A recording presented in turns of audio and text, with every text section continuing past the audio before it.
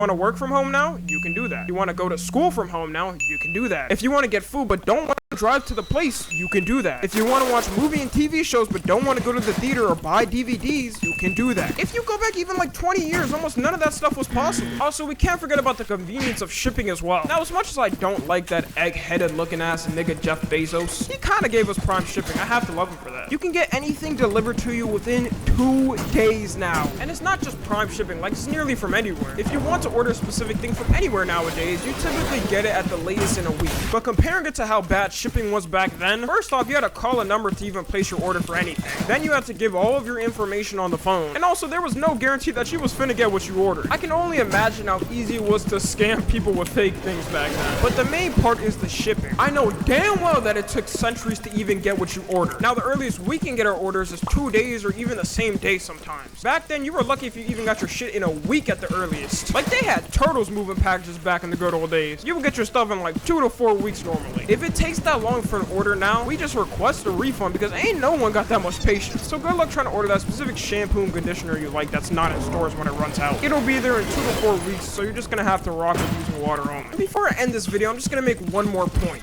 We can just call this point straight up by its name. Serial killers. Do you know how many serial killers there were in the 20th century? They were just running rampant in the towns of every street. Like, I don't know what was up with the amount of serial killers from the 20s to the 90s. Jeffrey Dahmer, John Wayne Gacy, Ted Bundy, Richard Ramirez, Charles Manson, Ed Gein, and the Zodiac Killer, just to name a few. Bruh, you were at risk of just being killed by one of them alone. And the worst part is, a lot of them acted like normal people. It was proven that someone like Jeffrey Dahmer, for example, was normal to the people around him. Also, if you got killed and were anything but white, you can bet that the police would not care. That case is getting covered into the garbage can once they see the victim is black. But nowadays, we really don't have to worry about that. If you do a crime now, it's almost guaranteed that you're gonna get caught. DNA testing has made it nearly impossible for anyone to not get caught. We also have cameras on nearly any corner of the world for your face to be seen. But back when they didn't have DNA testing, these serial killers could pretty much do whatever they want. I'd rather live in a generation where I don't have to worry about being hunted and killed by serial killers all the time. Like, why do you think it's so rare to ever see a serial killer now? Because they know they're gonna get caught. So in conclusion of this video, you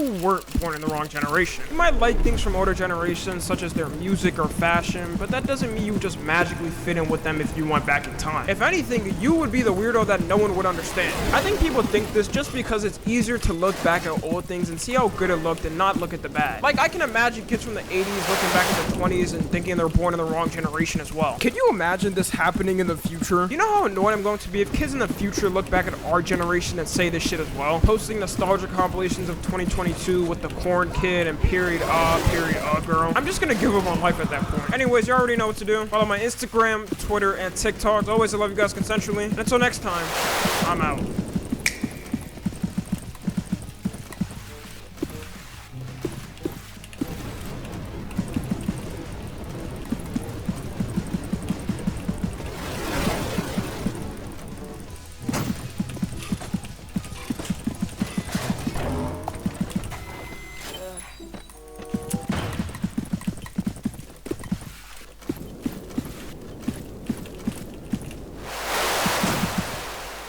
Generations of humanity have come and gone for the last 2,000 years, leaving their own personal impacts on it. There was the generation that created wheels, the generation that created cars, and recently, the generation that created mukbangs.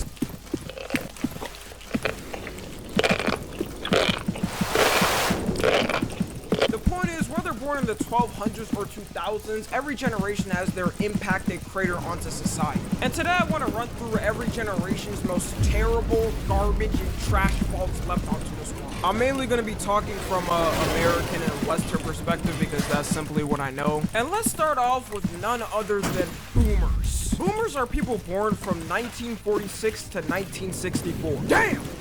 Sorry, it's just my bad. And to a lot of people watching this, they're probably your grandparents or even great-grandparents if they make it that long. But y'all already know that. Let's just start off with the one that's just most clear as day. Old, the traditional mindsets. Yeah, let's just say that boomers didn't really grow up in the most inclusive of times. We all know this for a fact, and it doesn't really take much to show when you talk to someone that's a boomer. You speak to them and they speak with the most outdated and out-of-pocket language that hasn't been used since those times. I know for a fact we all have that older family member that when you hear them speak, you just gotta think, thank God they ain't born in this generation. Because they would be canceled with the swiftness and have every single job opportunity ruined for them for life. Like, they would actually have zero chance of holding a future career just off of the tweets they would make. And it's not like I'm expecting them to be updated with Webster's dictionary of every inclusive and non-gender conforming hurting terminology. But my nigga, it's the 21st century and you're still saying colored people. Let it go, little bro. And when you confront them about it, they just go, well, sorry, I'm not always updated with you young people's sensitive doohickey terms. And I think it's because a lot of them have grown up with this mindset being the norm and normal for